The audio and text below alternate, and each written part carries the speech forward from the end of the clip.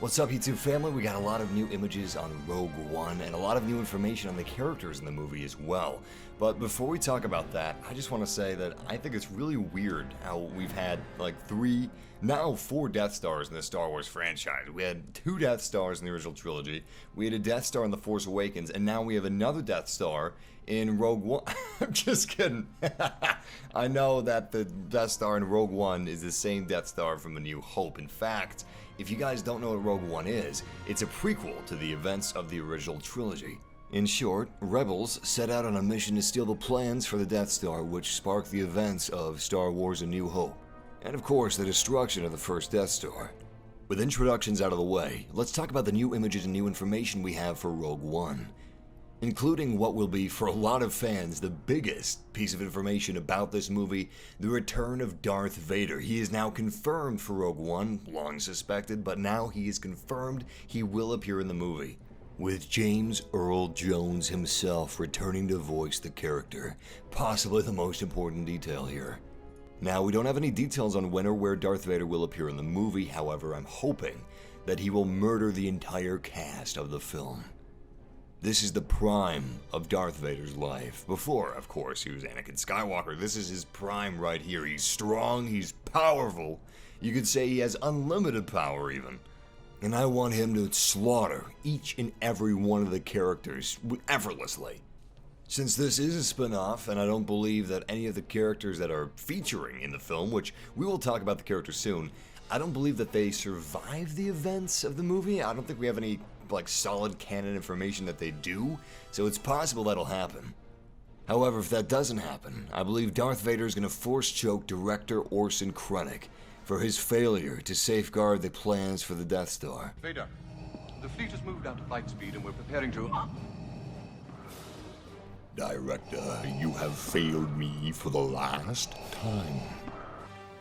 Little something like that. That's what I hope to see at the end of Rogue One. It'd be a nice throwback, and it would also be really badass to see another Force choke again. Before we discuss the images, let's go ahead and discuss the characters. And why not start with the character we just mentioned, director Orson Krennic, played by Ben Mendelsohn. And I actually saw Ben first in a Netflix original series called Bloodlines, which is pretty cool, and he was really good in it. So I'm really appreciating the fact that Disney is taking a chance on some lesser-known names. The information we have from Entertainment Weekly says, this villain is an ambitious Imperial who intends to use his squad of Deathtroopers to pulverize the rebel uprising and ascend into the Emperor's graces, while avoiding the wrath of his enforcer Darth Vader. The bad guy is a lot more terrifying when he's really smart, and really effective, says Noel. There's a lot of palace intrigue going on in the Empire, with people conspiring to move up the ranks and sabotaging each other. There's not a whole lot of loyalty there. Director Krennic is really stuck between a rock and a hard place. I mean, he's got Darth Vader on one side, the rebellion on the other, and the Emperor having great expectations for him on top of all that. Not to mention what John Knoll said. They all have their agendas, they really don't trust each other, and they're always ready to backstab one another. Maybe that's why the forces of good prevail and the forces of evil do not. Next up, we got some new information on Jyn Erso, a streetwise delinquent who has been on her own since 15. She's played by Felicia D. Jones from The Theory of Everything and Inferno fame. She has fighting skills and a knowledge of the galactic underworld that the Rebel Alliance desperately needs. She's got a checkered past, says Lucasfilm president and Rogue One producer Kathleen Kennedy. She's being detained by the rebellion and being given an opportunity to be useful. And by being useful, it may commute her sentence. She's a real survivor. She becomes kind of a Joan of Arc in the story. So, that last line leads me to believe that she's gonna die. Maybe by the hands of Darth Vader. Hopefully they all die by the hands of Darth Vader, because that would be badass. Captain Cassian Andor, played by Diego Luna, who is in The Terminal and Elysium. Andor is a by-the-book rebel intelligence officer brought in to steady the volatile Erso. But he's no square. He's committed, steady, and practical, and he's seen more than his share of combat. He conveys a fair amount of experience and the reality of what it's like to do this every day, to try and figure out how to resist the Empires effectively and intelligently, says Kiri Hart, Lucasfilm Chief of Story Development. It's not easy, she says. So let me just say that I love that she mentioned how he's trying to convey the reality of what it's like to do this every day. If he's there to be Jyn Erso's rock, if he's there to steady her, I have a feeling that she's going to be hot. She's going to be a firecracker. She's going to be raring and ready to go, and he's going to be like, look, yo, listen, this might be exciting to you, but I do this every day. It's not that great. It's not that glamorous. It's not that pretty. Buck up. And I feel like Diego Luna's going to do a great job. I mean, honestly, I think they cast this role perfectly. From what I saw in Elysium, anyway. Chirrut Imwe, played by Donnie Yen of IP Man fame. He's no Jedi, but he's devoted to their ways and has used his spirituality to overcome his blindness and become a formidable warrior. Chirrut falls into the category of being a warrior monk, says Kennedy. He very much still believes in everything the Jedi were about. He maintains that belief even though the Jedi are no longer there to protect the galaxy.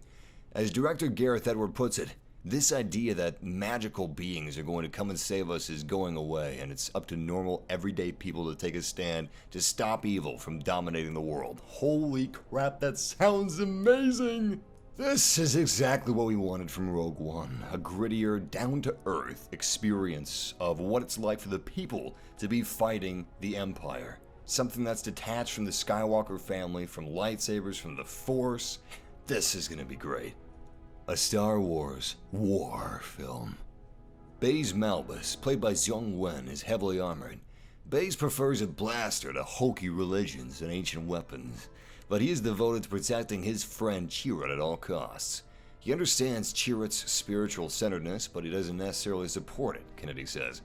Baze goes along with this Force business because it's what his friend deeply believes, she adds. Think of them as a little like the galactic version of Don Quixote and Sancho Panza. Bodhi Rook, played by Riz Ahmed, who is great in Nightcrawler, is the Rebel Squad's lead pilot. He tends to be hot-headed, but any abrasiveness is overshadowed by his skills in the air and the void of space. He flies a lot of cargo, one of his key jobs, Kennedy says, and he tends to be a little tense, a little volatile, but everybody in the group really relies on his technical skills. I have a feeling he's going to have some super pivotal moments in Rogue One. K2SO, otherwise known as K2, is played by Alan Tudyk from iRobot.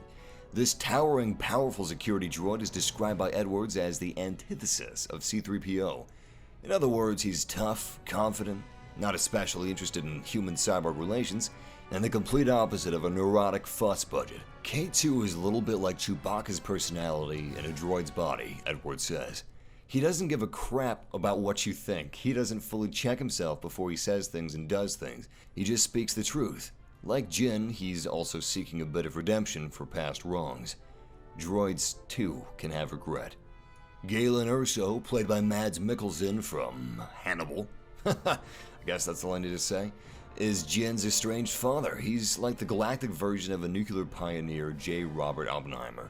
His doomsday knowledge is sought by both the Empire and the Rebellion. He's one of those people that has the insight into, specifics of just how the universe works, says Hart. Where has Galen been? If Jyn has been on her own for years, the circumstances of how the family got to the state that it's in is something that we probably don't want to share right now, Hart says.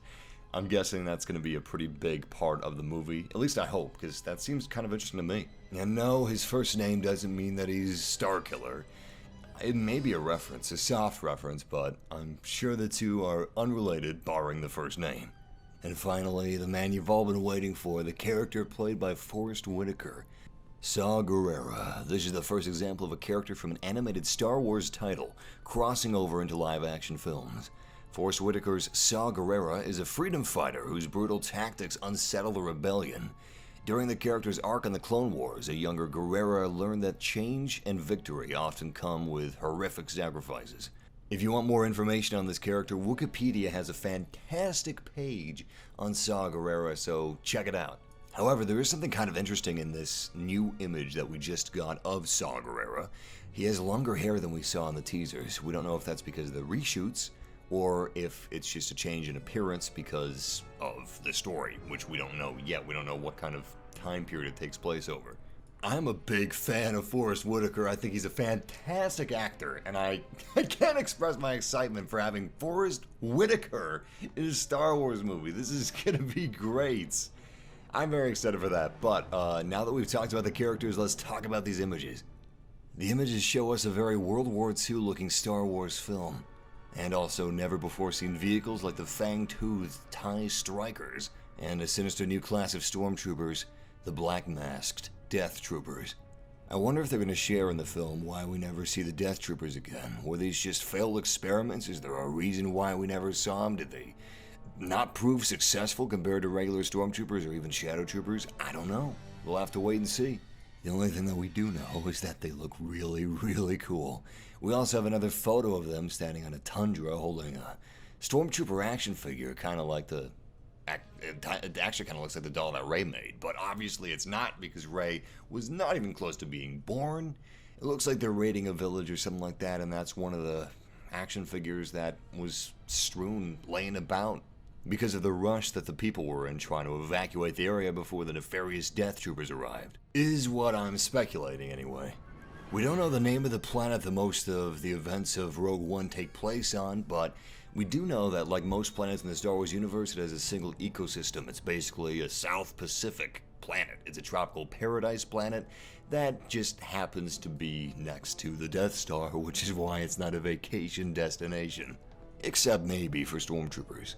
The deep, eerie gray skies and beautiful blue waters really makes this image pop, and I can't imagine what this film is going to look like on IMAX. This is truly one of the most beautiful planets we've seen in a Star Wars film yet, and I can't wait to see it in action. Look at those stormtroopers just frolicking. Okay, maybe they're not frolicking, they're actually just kind of stomping around holding their E11s, but this is going to be a pretty movie. And here we see a picture which is the perfect example of why you shouldn't film Star Wars movies in front of a green screen only. Go to locations, use real places. Look at these guys. These guys look badass. They look real. This whole set looks real, which obviously is the point. Regardless, these two characters are heavily inspired by Akira Kurosawa, and if you haven't heard of him, he's one of the greatest directors of all time, and also the director of Seven Samurai. Check it out if you haven't seen that movie. Treat yourself. It's great. It really does hold up today. And here we have a picture of the young Grand Moff Tarkin type. And even though he's a loyal servant to the Empire, he's still not above what he wants. He knows what he wants, and he'll go through any means and lengths to get it. He's unpredictable, volatile, and he's gonna be ruthless.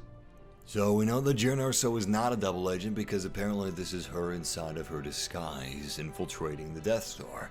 And even though Rogue One is an ensemble story, the central figure is Jyn Erso, and this is a really nice picture. It's gonna be nice seeing the first Death Star again, especially with 2016 technology and a bigger budget. As diverse as the cast is in the movie, we haven't really seen a lot of aliens. Mainly just humans. We've had quite a few pictures and a teaser trailer. We'll see if we see any aliens in the actual trailer, but I'm wondering why we're not seeing a lot of aliens. I know that the Bothans were the second Death Star, okay? I know that. But we know that there's also a lot of aliens that joined the rebellion. Did they join the rebellion after the destruction of the first Death Star? Is that what gave the species of the galaxy faith and hope in humanity, so to speak? Enough hope to join them? Or maybe this just happens to be a base that's near human colonies. And here's a really cool picture of Chirrut with an awesome little wrist apparatus. I don't know what that is. It's probably not a wrist rocket like Boba Fett has, but it still looks cool. And he's also got a really cool looking ornate weapon on his back, which doesn't really appear to be a blaster. I don't know what it is. Kind of looks like it could be some form of a bowcaster, but it could also be an ornate blaster. Who knows? It could just be a historically significant ornate blaster. Chirrut does believe in the Force, so maybe, and he is a warrior monk, so maybe he does have some sort of a sentimental side to him, you know? Regardless, Rogue One is shaping up to be an amazing movie. I can't wait for it. And if you guys want more details on Rogue One, or more details on Star Wars Battlefront games, more Star Wars basically, if you want more Star Wars, join our massive family by subscribing, and if you enjoyed the video, don't forget to leave a like. But until next time, the Force will be with you, always.